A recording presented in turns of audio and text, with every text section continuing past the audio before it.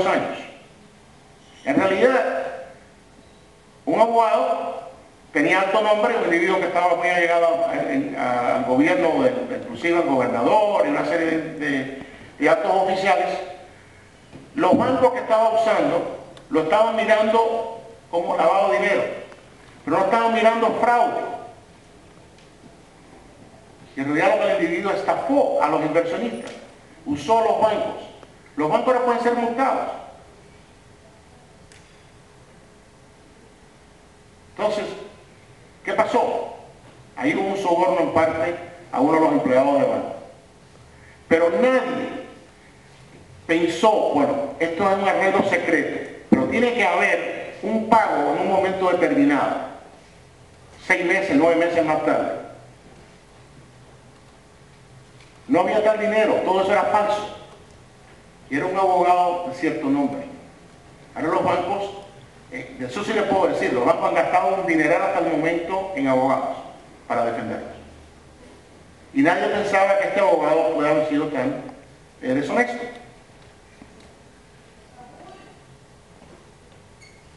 Miramos, por tanto, estirar, vamos a quebrar la cuerda. ¿Cómo podemos aplicar eso? Sí.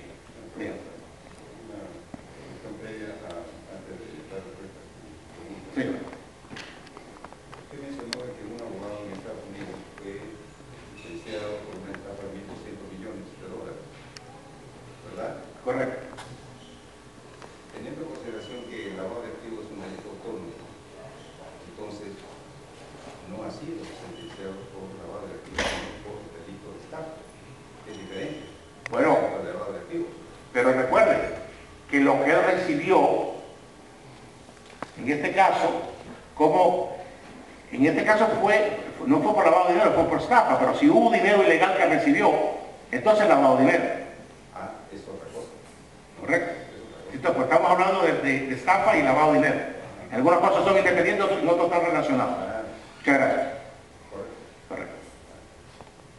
Tiene las tres cosas: estafa, lavado de dinero y financiamiento de terrorismo. ¿Okay? ¿Qué creo yo en estos momentos? La cuerda ya está demasiado estirada. Los bancos no pueden seguir siendo los únicos que llevan el peso de esto. Los otros sectores económicos tenemos que participar. ¿Y cómo llegamos a eso? La educación. ¿Dónde comenzamos? Primero con la juventud, en la casa. Siempre recuerdo que se hablaba en Colombia, el problema no es nuestro, el problema es Estados Unidos. Mientras haya demanda de droga va a haber oferta.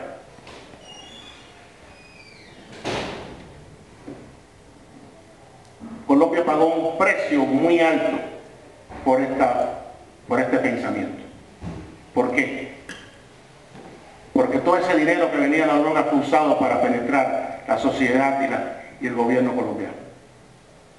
Y después se sabe que se unió la droga con las guerrillas. ¿Qué está pasando en México en estos momentos? Un factor adicional, la corrupción. ¿Cómo se ha empeorado la situación en México en los últimos meses? ¿Qué encontramos? Alcaldes, jefe de policía, jefe del ejército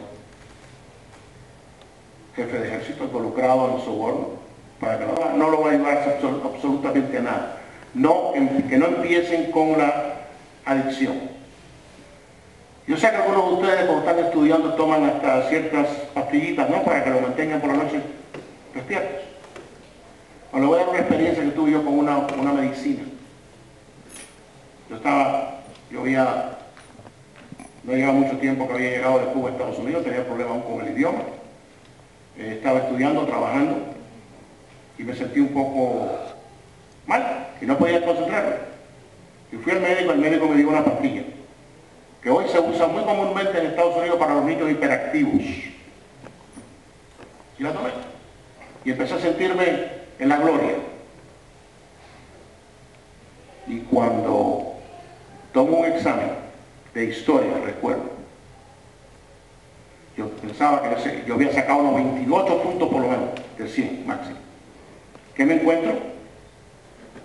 Cuando me llega la nota, la calificación, 49. Me siento como el profesor, me dice, no entiendo lo que pasó aquí, yo pensaba que sacaba sobresaliente. Me dice, mira Marco, mira la pregunta, mira la respuesta que me diste. La respuesta que me diste está muy buena, pero no tiene nada que ver con la pregunta que te hice. Y si perdí todo el concepto.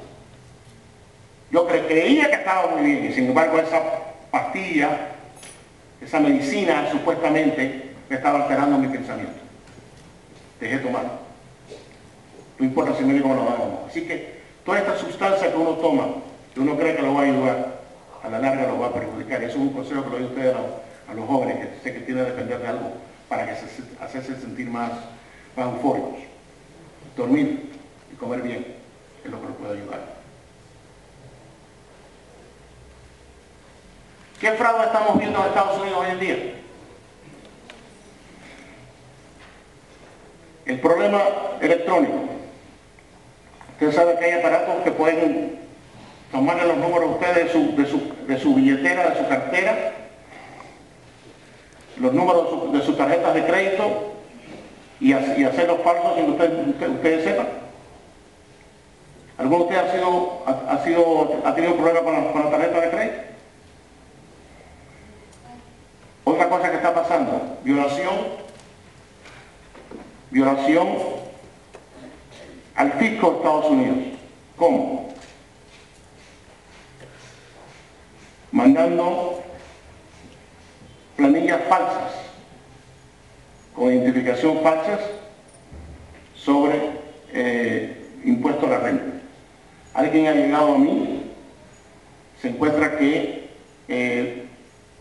hace su planilla, pide que se le devuelva cierto dinero por pago y se encuentra que no se lo manda, y no se lo manda, y no se lo manda. Y cuando viene a ver, se dan cuenta que otra persona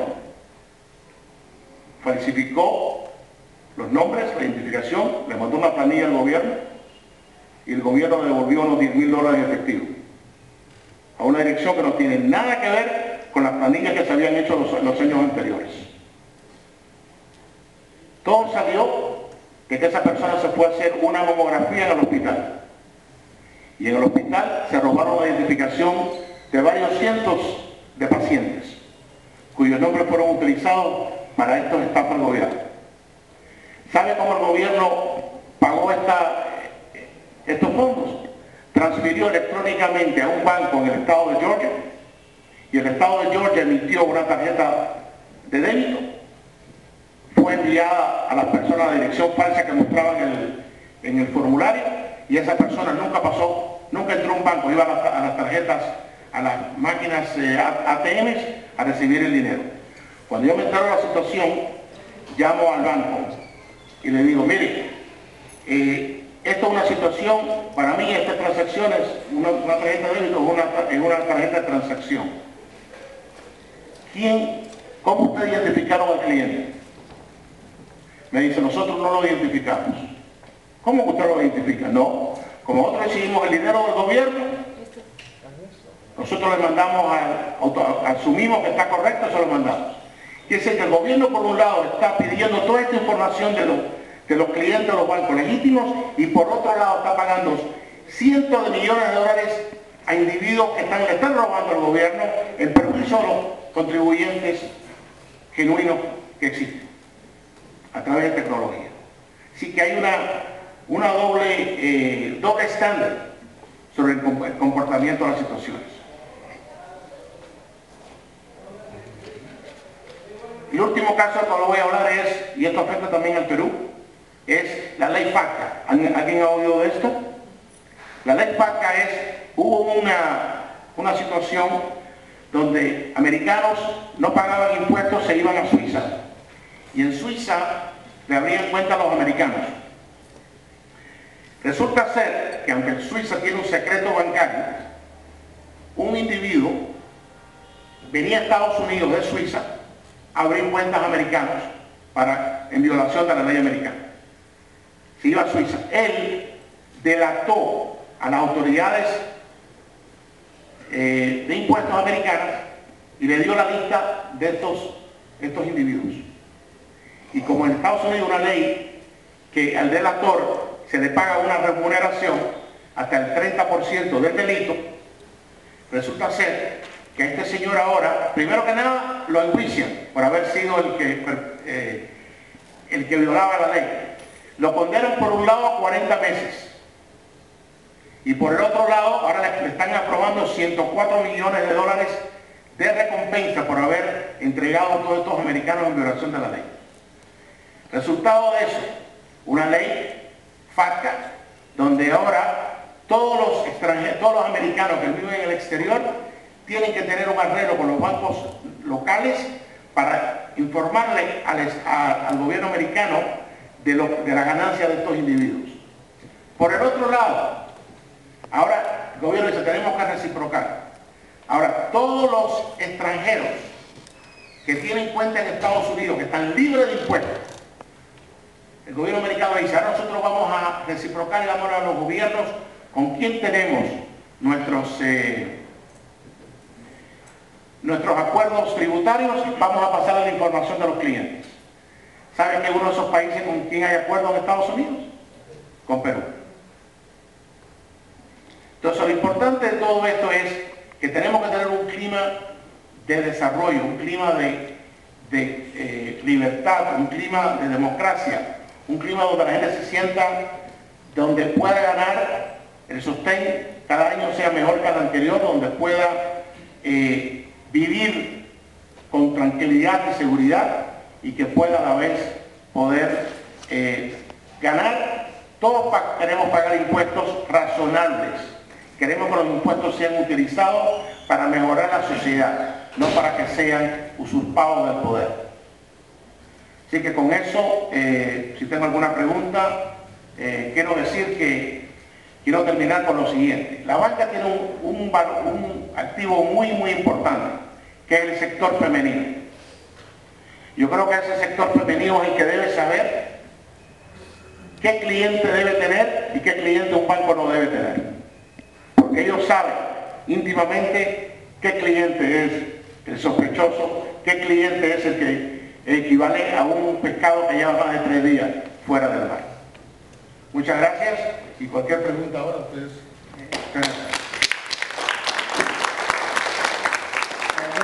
La temática es, ahorita vamos a tener la ponencia del doctor Juan José Blosier como panelista, para posteriormente. Una persona que ha dedicado gran parte de su vida no solamente al tema bancario que nos apasiona, sino que adicionalmente es profesor universitario en la Universidad de la Florida International University. Luego de ello quiero ser de alguna manera un poco breve. Hoy día es viernes en la noche, nosotros los peruanos le llamamos sábado chico, entonces hay premura, pero sí no quisiera dejar de tocar algunos temas que me han parecido importantes. Primero, el sistema norteamericano, relativamente la cantidad de bancos que existen en Norteamérica respecto al Perú es mucho más pequeña nuestro espectro. Acabamos de tener, y Lucho no me va a dejar mentir, la FELABAN aquí en el Perú, la Federación Latinoamericana de Bancos, con más de 200 instituciones financieras. En el Perú, por ejemplo, tenemos solamente 20. Y si hablamos de bancos, en realidad estamos hablando prácticamente de 4, que son los que concentran la mayor cantidad de depósitos del sistema, es decir, de BCP, del BBVA, Scotia e Interbank. El resto prácticamente repite lo que hacen los otros bancos. Y otro tema que quería mencionar de alguna manera es que el delito de lavado de activos, ¿en qué consiste? De una manera pedagógica, es decir, la posibilidad de recibir dinero de manera ilegal y poder insertarlo en el mercado a través de una fachada, de una empresa que pueda servir para poder introducir y lavar el dinero. Nos ha dicho de manera muy didáctica el profesor Kerber la forma de su origen, pero ha evolucionado, es un delito transnacional, es un delito donde inclusive ha obligado, y lo digo con conocimiento de causa, a que en la Fiscalía estemos activos y creamos una Fiscalía especializada en crimen organizado, porque ya no se trata de aquel grupo de mafiosos, grupo de personas descendientes de italianos que estaban en Estados Unidos y el tráfico de licor. Ahora es una cosa que viene de Colombia, va a Estados Unidos, está conectada a la droga, etc.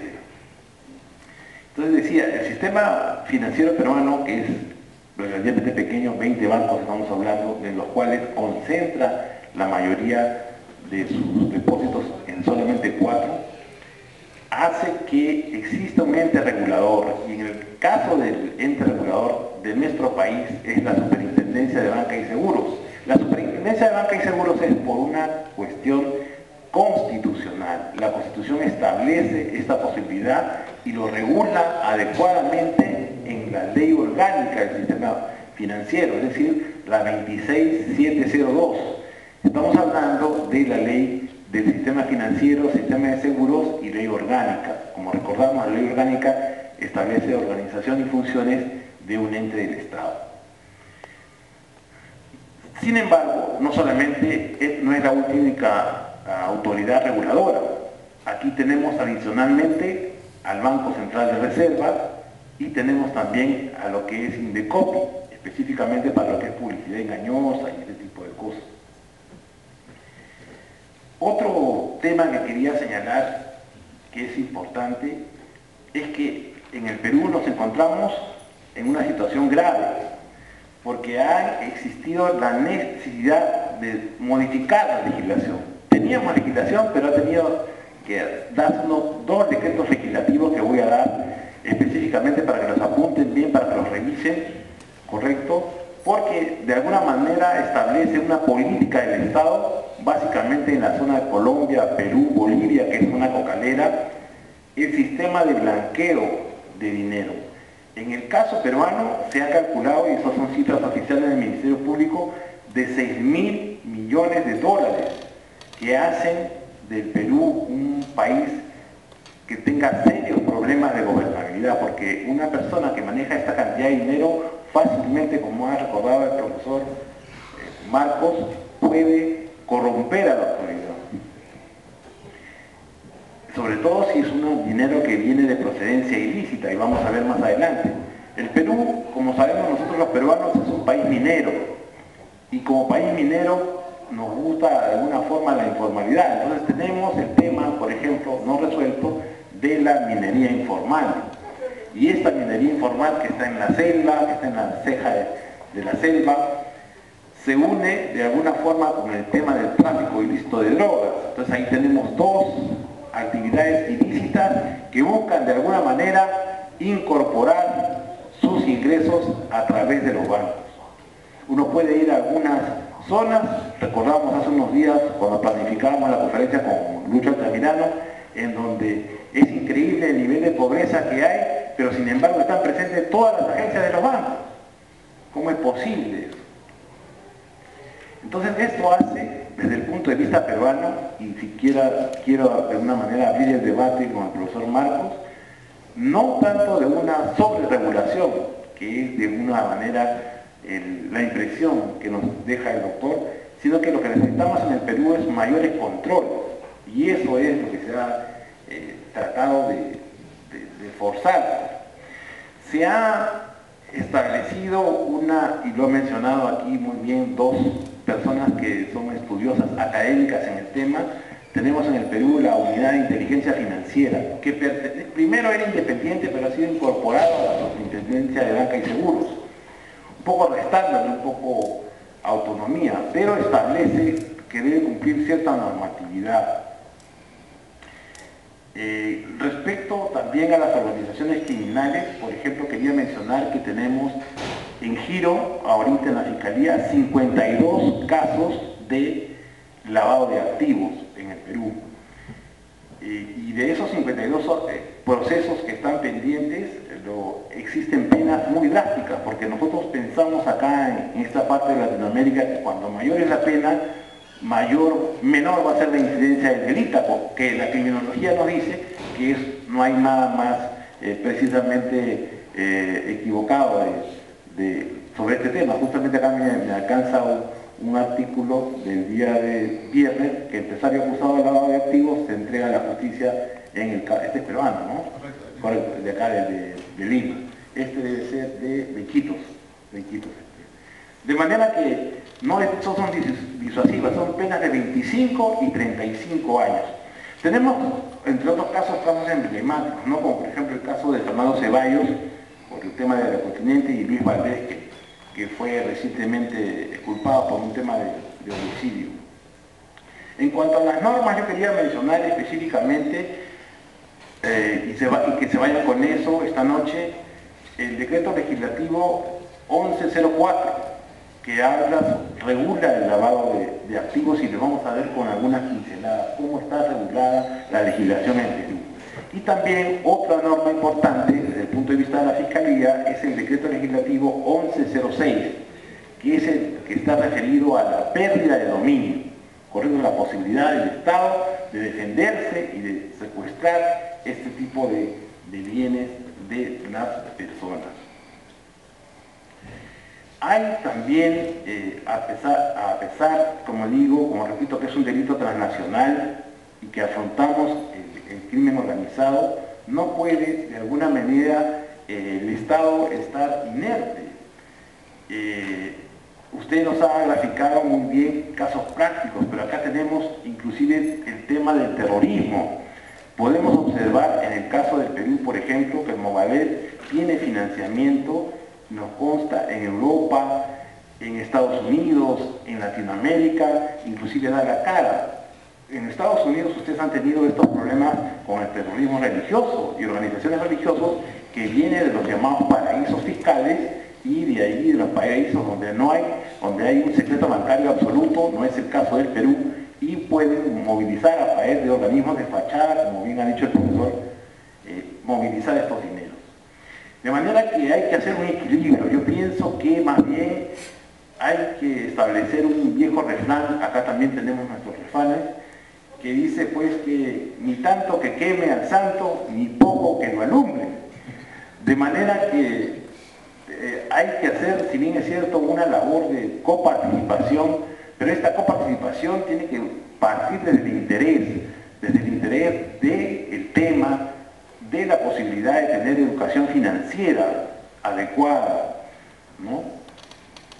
Mencionó también el profesor el tema de los delitos informáticos en la banca. Sobre eso, profesor, le voy a hacer llegar, tengo un libro precisamente sobre esa información del año 2000, que ganó un premio de la Federación Interamericana de Bancos, sobre las modalidades, y hay un proyecto de ley, aviso a los estudiantes, a las personas interesadas del Perú para adecuar esta normalidad. ¿Qué cosa sucede? Es una cosa muy simple, que a través de un skimmer, que es un aparato que es más pequeño, la mitad de la base del micrófono, te pasan una cinta magnética y te copian la banda magnética, y con eso puedes ir a un cajero automático, lo que el profesor ha mencionado, un ATM, y extraer tu dinero, o de una computadora. ¿Hasta qué punto es el tema pensar ahí? El banco tiene responsabilidad extracontractual respecto a esta situación. Es como el profesor argentino Herkovich dice, allí el banco, a pesar que no se encuentre impactado, tiene responsabilidad por estas situaciones no estipuladas. Lo dejo como un planteamiento.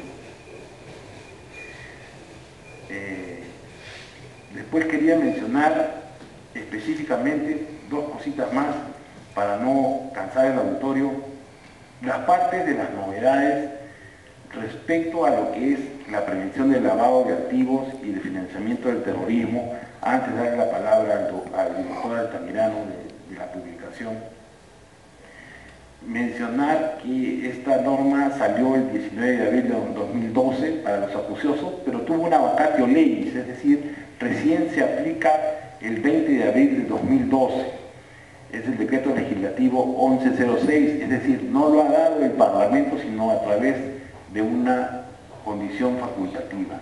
Se aprueba adicionalmente el Plan Nacional de Lucha contra el Lavado de Activos y Financiamiento del Terrorismo, el Sistema Antilavado de Activos y una tendencia adecuada que nos ayuda a combatir el tema.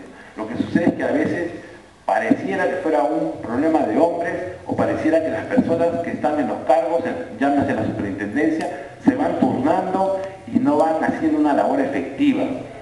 Se quejan a veces de que no tienen las herramientas adecuadas, pero estas herramientas están dadas con este decreto legislativo 1106 que les voy a dar algunos pincelazos, como les decía, desde el punto de vista teórico.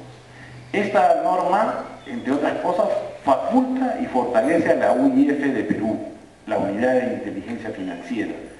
Establece lo que se conoce como el registro de operaciones, es decir, operaciones activas y pasivas van a tener que ser registradas en las instituciones financieras. Tenemos otro ingrediente adicional, y esto te va a interesar, Marcos, es la posibilidad que en el Perú tenemos el tema de la auditoría externa, es decir, un agente que no está incorporado al banco, es decir, un gerente que no es un gerente interno, realice periódicamente una auditoría externa para mirar cómo están las cifras. Eso me parece muy interesante.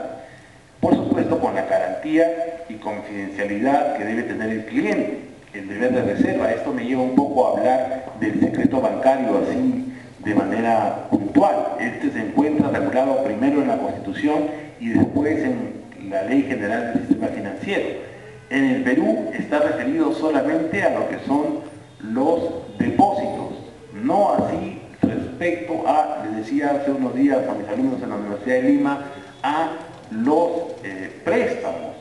Los préstamos no están comprendidos en el secreto bancario, de manera que podemos saber con un buen trabajo que debería realizar la UIF, quién está solicitando grandes cantidades de dinero y no tener solamente, como menciono, registrados. He ido a mirar el SIAP, que es el Sistema Integrado de Administración de Casos que tiene la Fiscalía, a nivel nacional 52 casos, cuando pues en Chiza, en Tocache, etcétera, de hecho hay fuentes de financiamiento de esta situación. Entonces decía, el caso del secreto bancario son operaciones solamente que responden a los depósitos, es decir, operaciones pasivas. Este registro de empresas y de personas adicionalmente debe llevarse de manera electrónica. Una inquietud también que estableció Marcos en su conferencia es lo referido a que por qué los bancos tienen que comprometerse en la lucha. Disculpen, esto tiene que ser porque es una responsabilidad compartida. Hay el famoso lema que él mencionó, es que conoce a tu cliente. En el Perú también tenemos ese principio. Los bancos tienen la obligación, aunque suene una vez utópico, de conocer a su cliente. Perdón. Se llena un formulario, se recibe información. Acá también tenemos el tema de DNI falso. Tenemos acá un famoso jirón, el jirón Asangua, donde se falsifica todo. Si es posible, falsifican, tienes que tener cuidado, Marcos, porque te falsifican tu pasaporte y le cambian de foto y sale otra persona. Eso pasa acá en Lima, es una fábrica increíble y me gustaría escuchar tus comentarios. Entonces, sí, el Perú es, y eso es un dato oficial, campeón mundial, pero campeón mundial en falsificación de dólares y de soles. Esta información no sé si la tiene. Acaba de hacerse una operación en San Juan del Lurigancho, precisamente, donde se hace esta labor de manera artesanal.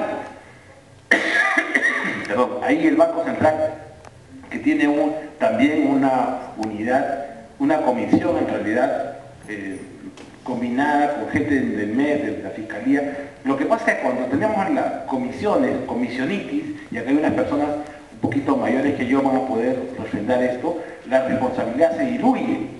Entonces la comisión es la responsable y finalmente nadie es responsable de nada. Entonces tenemos cosas aisladas, ¿no? Es como por ejemplo la fiscalía referida a piratería. Tenemos que ir al Hueco, a Polos Azules, podemos ver ahí, en el Perú se pueden ver las películas antes que las estrenen en los cines.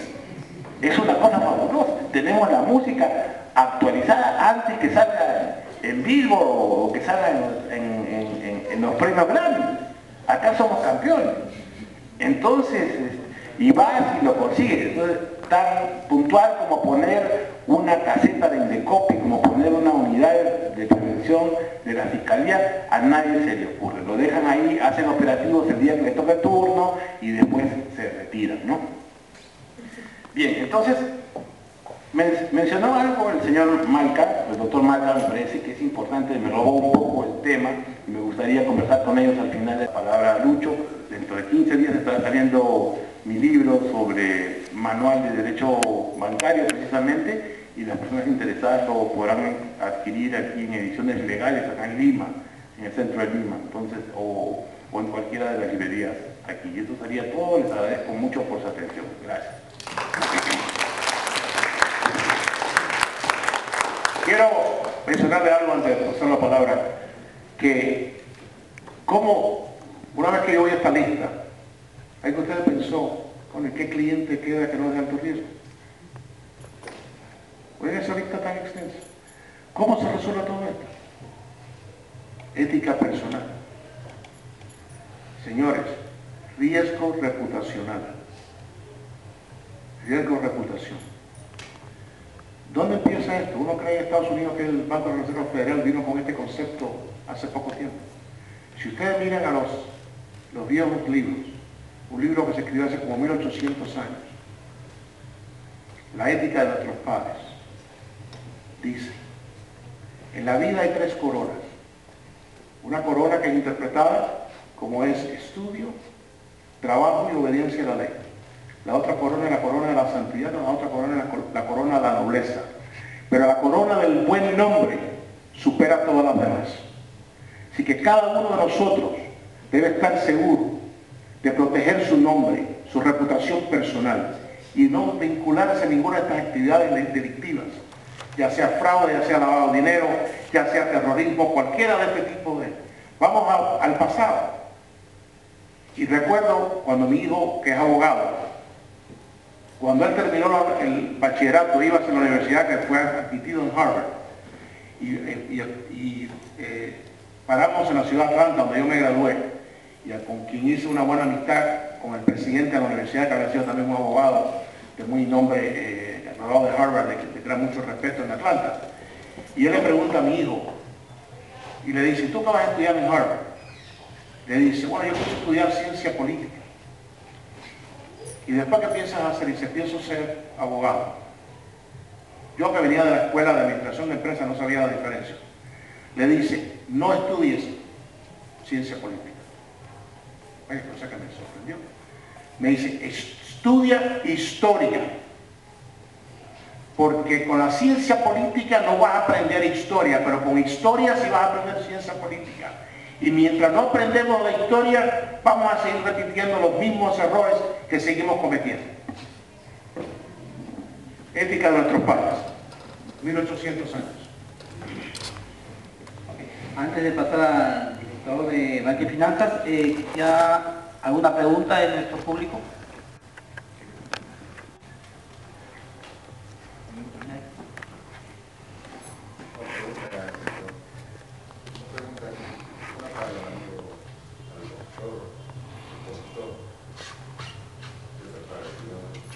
Dará importantes anuncios. En primer lugar, distinguida concurrencia, quiero expresar mi más profundo agradecimiento y mi gratitud a los doctores que esta noche nos han ilustrado en forma académica y en una conferencia titulada, para cuales solicito a la concurrencia que me acompañen con un voto de aplauso.